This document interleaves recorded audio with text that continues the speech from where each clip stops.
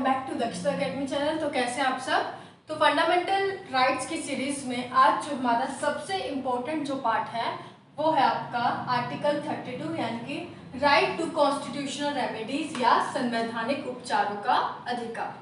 तो अगर प्रारूप समिति के अध्यक्ष ड्राफ्टिंग कमेटी के अध्यक्ष की बात करें जो कि डॉक्टर बी आर अम्बेडकर थे, तो उनके अनुसार अगर उनसे पूछा जाए कि संविधान का सबसे इम्पोर्टेंट जो पार्ट है, भाग है, वो कौन सा है, तो उन्होंने कहा कि मेरे अकॉर्डिंग जो है आर्टिकल 32 जो है वो सबसे इम्पोर्टेंट पार्ट है आपके संविधान का।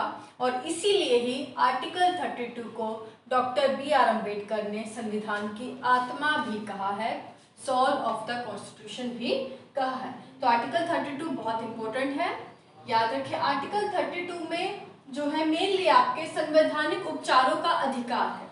मतलब उपचार यानी कि जो रेमेडीज का मतलब क्या होता है कि इलाज करना, कि जो भी आपको आर्टिकल 12 से 35 तक जो हमें मूल अधिकार या जो आपके फंडामेंटल राइट्स मिले हुए हैं उनमें से किसी भी प्रकार का अगर आपके साथ उनसे रिलेटेड कोई आपका अधिकार का हनन होता है, वॉयलेशन होता है, तो आप आर्टिकल 32 के पास अपने उपचार के लिए, इलाज के लिए जा सकते हैं।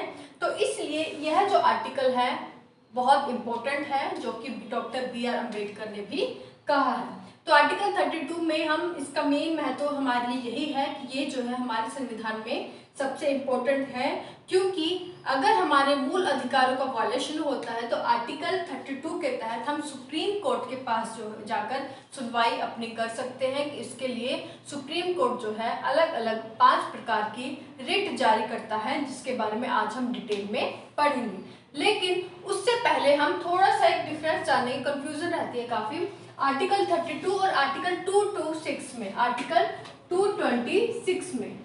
तो दोनों में क्या अंतर है? तो दोनों की बात करें तो आर्टिकल 32 और 226 दोनों ही क्या काम करते हैं? दोनों ही आपके संवैधानिक उपचारों का अधिकार, मतलब कि अगर आपके मूल अधिकारों, फंडामेंटल राइट्स का वायलेशन होता है तो आप सुप्रीम कोर्ट के पास जा सकते हैं।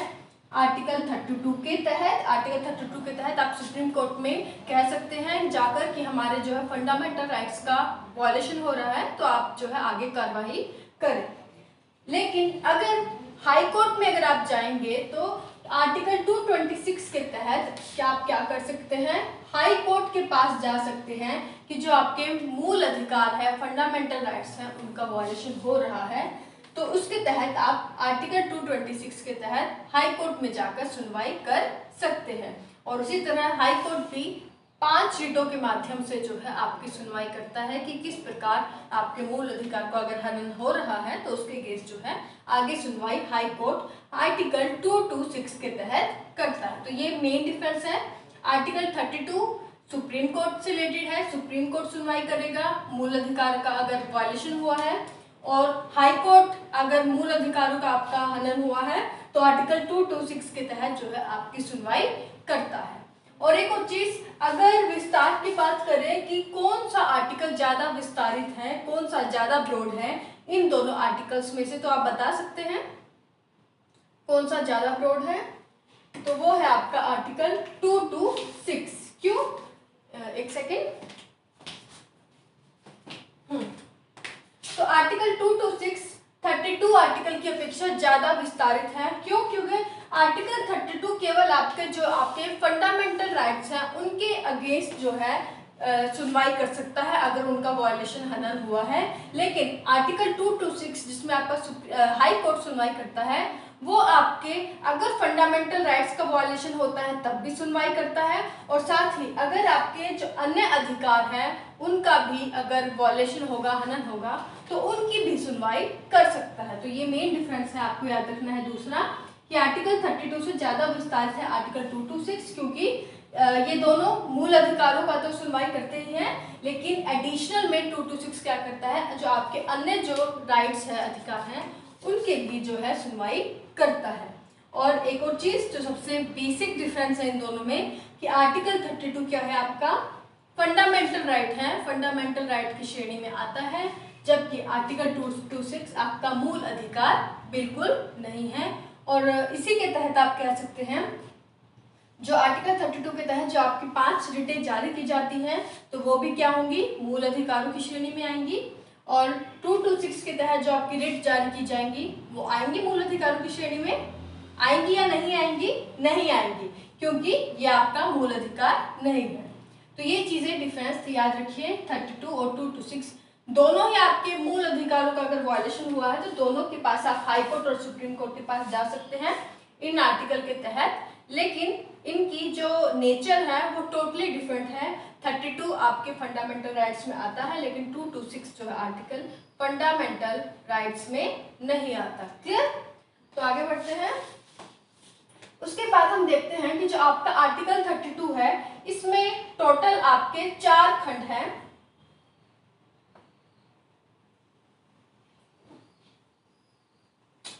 क्या यार, ये करा देता है।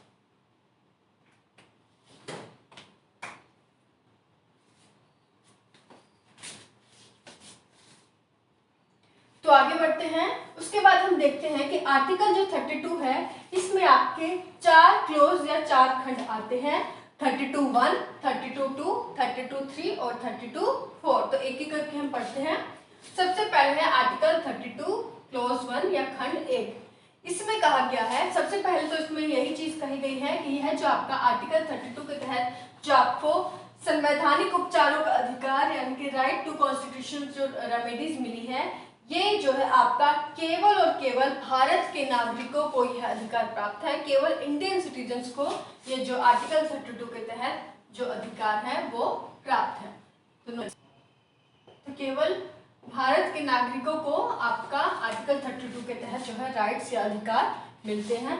दूसरी चीज वही जो हम बार बार रिपीट कर रहे हैं कि अगर किसी भी नागरिक के जो फंडामेंटल राइट्स है, मूल अधिकारों का वायलेशन होता है, हनन होता है, तो आप जो है सुप्रीम कोर्ट के पास जा सकते हैं अपने समुचित जो अधिकारों की संरक्षण या प्रोटेक्शन के लिए।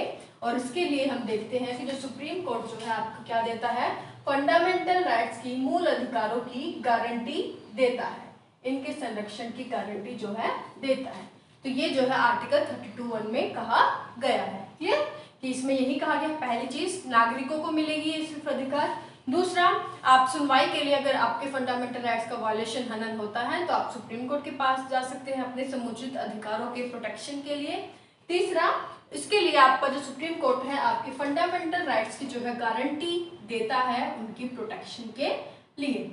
उसके बाद है आपका आर्टिकल 32 खंड 2 क्लोज 2। उसमें ये अगर हम 32(1) में जो हमने चीजें देखी वो ठीक है, लेकिन इसको जो व्यावहारिक रूप में, प्रैक्टिकल रूप में जो है आर्टिकल 32(2) में बताया गया है कि इसको प्रैक्टिकल रूप में लागू कैसे किया जाएगा सुप्रीम कोर्ट के द्वारा, किस प्रकार अगर आपके फंडामेंटल राइट्स का वायलेशन हुआ है तो उसको प्रैक्टिकल रूप में सुप्रीम कोर्ट किन आधारों पर, किन रिटों के माध्यम से वो सुनवाई करता है। तो एक तरह से आप कह सकते हैं कि ये जो आपकी रिट जारी की जाती है आर्टिकल 32(2) के तहत, तो ये आप इसे कह सकते हैं कि एक झोला छाप डॉक्टर की तरह है, जिसके झोला छाप डॉक्टर के पास झोले में क्या होती है, 5 तरह की दवाई होंगी, कोई हरी, नीली, पीली, लाल। पेट दर्द होगा तो लाल रंग की ले लो, जुकाम हुआ है तो पीली रंग की ले लो, बुखार हुआ है तो कुछ वो हरी ले लो। तो 5 तरह की होता है, और अगर उसको कुछ भी समझ में ना आए तो 500 दवाइयों को एक साथ मिला के आपको दे देगा। उसी तरह आपका आर्टिकल 32(2) के तहत है कि अगर जो सुप्रीम कोर्ट के पास अगर कोई व्यक्ति जाता है कि हमारा जो फंडामेंटल राइट्स है, मूल अधिकारों का हनन हुआ है, तो जो सुप्रीम कोर्ट है आर्टिकल 32(2) के तहत इलाज करेगा आपका, और इन 5 रिटों में से कोई एक रिट जो है जारी कर देगा, उसके माध्यम से आपका जो उपचार है, रेमेडी है, वो आपको बता देगा। और अगर फिर भी समझ में ना आए, किसी रिट के माध्यम से सुप्रीम कोर्ट को समझ नहीं आता, तो वो सारी रिटों को मिलाकर भी जो है आपका किसी भी तरह से उसका जो मेन मोटो यही होगा कि आपका जो मूल अधिकारों का हनन हुआ है, वायलेशन हुआ है, उसकी जो है किसी तरह सुनवाई की जा सके और आपके जो अधिकार है उनका संरक्षण हो सके। तो ये 5 जो रिट है ये क्या है, ये हम लास्ट में देखेंगे। पहले जो हम बाकी जो 2 छोटे छोटे खंड बचे हैं वो समझ लेते हैं।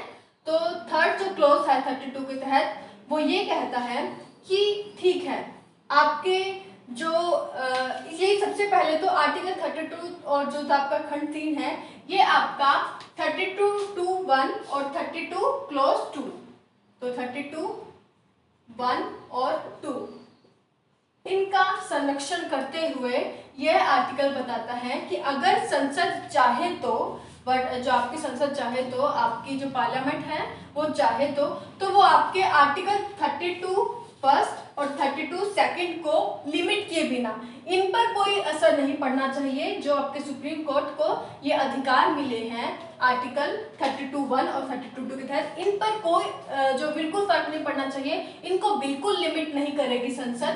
तो इन जो अधिकार, इन जो अनुच्छेदों को लिमिट या सीमित किए बिना अगर संसद चाहे तो जो आपके अन्य जो लोअर कोर्ट्स हैं, अन्य जो आपकी निचली जो अदालत है, उनको भी अधिकार दे सकती है रिट जारी करने का।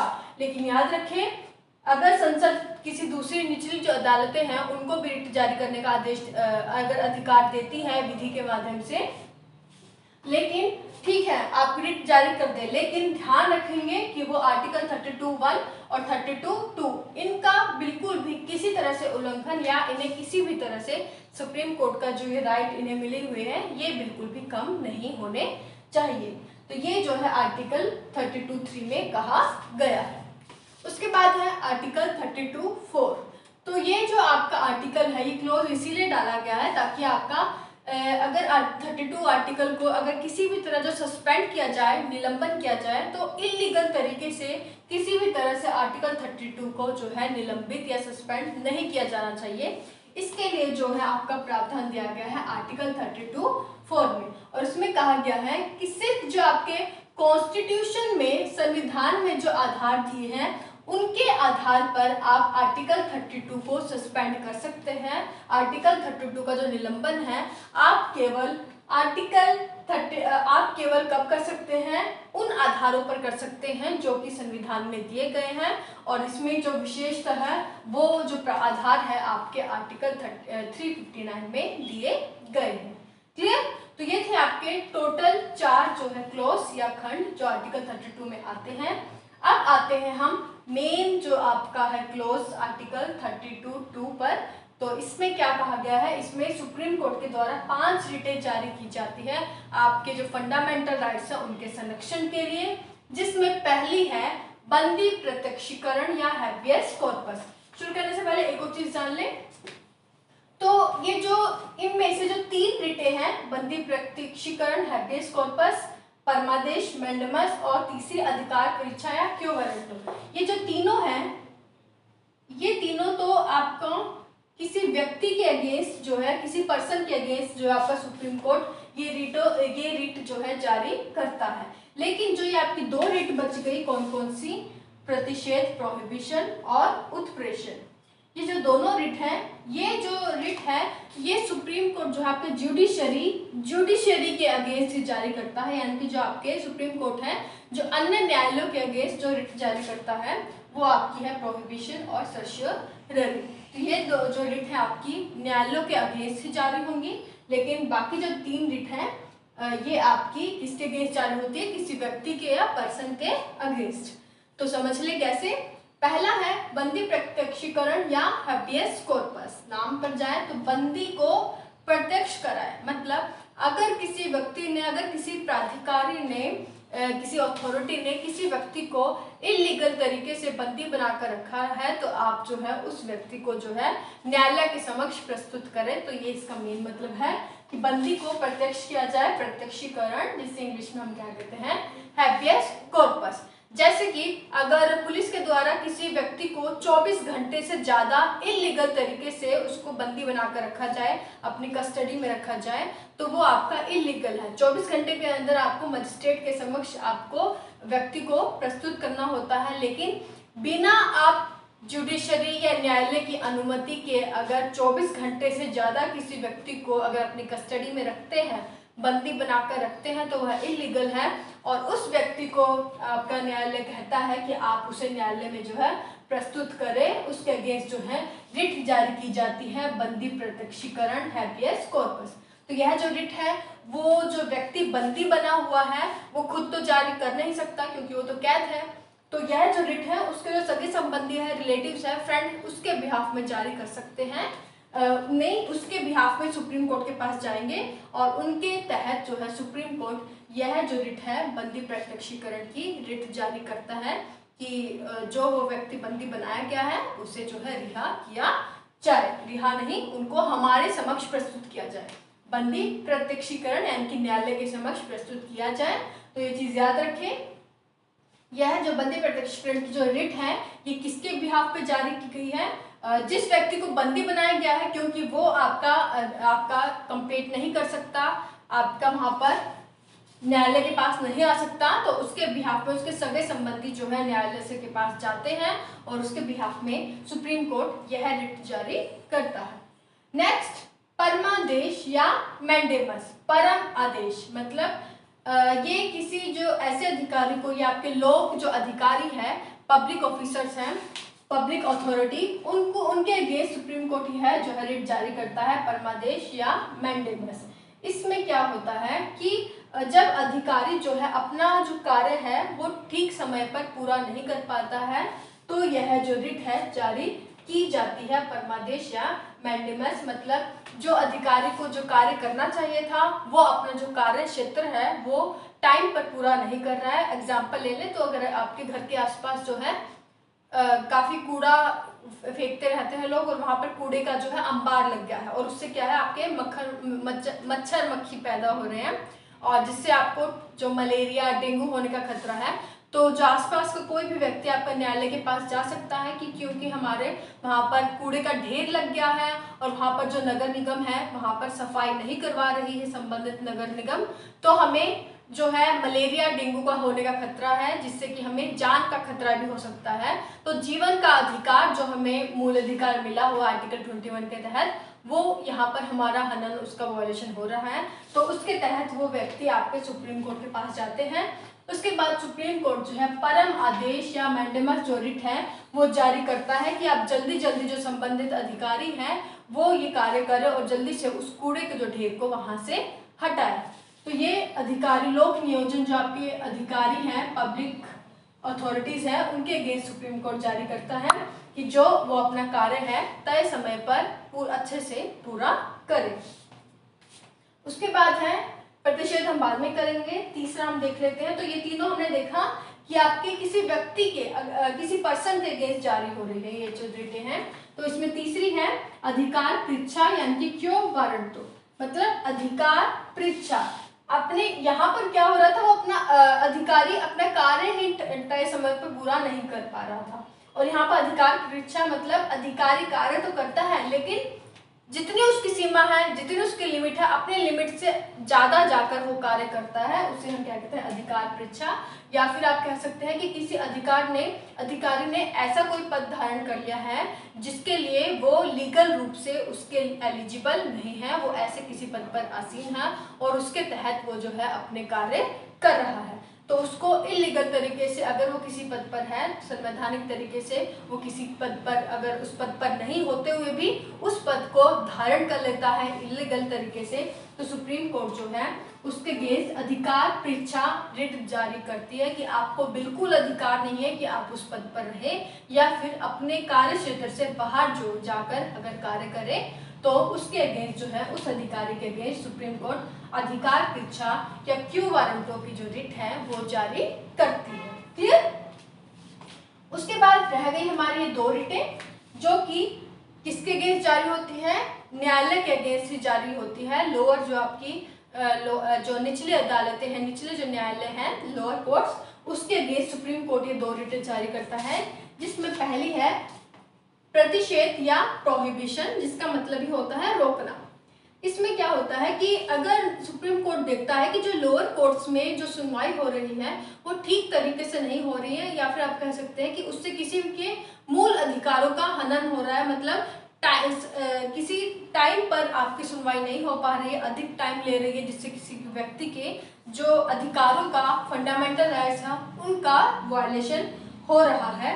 लेकिन याद रखें प्रोहिबिशन रिट तब जारी की जाती है लोअर कोर्ट्स में जब जो सुनवाई चल रही होती है वो पूरी तरीके से पूरी नहीं हुई, मतलब वो अभी सुनवाई पूरी नहीं हुई है, न्यायालय ने अपना जो अपना निर्णय है वो अभी तक नहीं लिया है।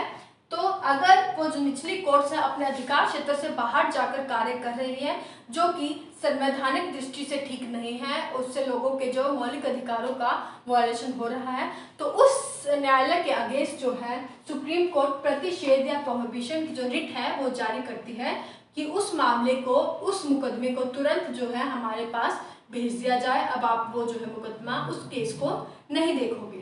तो इसमें क्या था, अभी निर्णय लिया नहीं गया था, निर्णय लेने से पहले ही उस केस को सुप्रीम कोर्ट ने अपने पास मंगवा लिया। कौन सी रिट जारी करके? प्रतिषेध या प्रोहिबिशन रिट जारी करके। क्लियर? और लास्ट रहेगी हमारी उत्प्रेषण यानी कि सर्च्योररी। इसमें क्या होता है, यह भी निचली अदालत के अगेंस्ट है, लोअर कोर्ट के अगेंस्ट है। इसमें भी जो आपकी लोअर कोर्ट्स हैं अपने अधिकार क्षेत्र से बाहर जाकर जो कार्य करती हैं, जिससे कि व्यक्तियों के जो मौलिक अधिकार है, मूल अधिकार है, फंडामेंटल राइट्स है, उनका वायलेशन हो रहा है। लेकिन मेन डिफरेंस यहाँ पर क्या है, प्रोहिबिशन में क्या था, अभी सुनवाई जो निचली अदालत थी उसने अभी निर्णय नहीं लिया था, उन्होंने अभी कोई जो है अपना फैसला नहीं किया था। लेकिन उत्प्रेषण में जो है, सर्च्योररी में, जो आपकी लोअर कोर्ट्स अपना निर्णय सुना देती है, अपना जो उनको फैसला लेना है वो ले लेती हैं। लेकिन अगर कोर्ट को, सुप्रीम कोर्ट को लगता है कि वो जो निर्णय उन्होंने लिया है अपने अधिकार क्षेत्र से बाहर जाकर लिया है और वो जो निर्णय है वो ठीक नहीं है, उससे किसी के मौलिक अधिकारों का हनन होता है, तो उस केस को, वो उस फैसले को बिल्कुल इलीगल करार देकर उस फैसले को अपने पास जो है सुप्रीम कोर्ट बुला लेती है और उसका दोबारा से जो है उसकी उस केस की सुनवाई करती है। क्लियर? तो ये चीज याद रखें, डिफरेंस क्या है। प्रतिषेध में, प्रोहिबिशन में लोअर कोर्ट्स ने कोई अभी निर्णय नहीं लिया होता, उत्प्रेषण में निर्णय ले लिया होता है, उसके बाद जो है सुप्रीम कोर्ट में केस आता है। तो ये इस तरह से जो 5 जो रिटें हैं सुप्रीम कोर्ट के द्वारा समय समय पर कभी भी जो है जारी की जाती है। अगर कोई व्यक्ति, कोई न्यायालय के अगेंस्ट कोई व्यक्ति चाहता है सुप्रीम कोर्ट के पास कि हमारे मूल अधिकारों का हनन हुआ है, तो सुप्रीम कोर्ट इन 5 रिटों में से किसी एक में भी जो कि उसके लायक है, जो कि वहां पर रिट लगाई जानी चाहिए, तो वो ये रिट लगाकर उनके व्यक्तियों के मूल अधिकारों की जो प्रोटेक्शन है, संरक्षण करता है। क्लियर? तो ये थी 5 रिटें सुप्रीम कोर्ट के द्वारा जो जारी की जाती है आर्टिकल 32 के अंतर्गत। तो उम्मीद करती हूँ आपको पूरा समझ में आ गया हो। तो आज के लिए बस इतना ही। Thank you so much. Take care, all the best.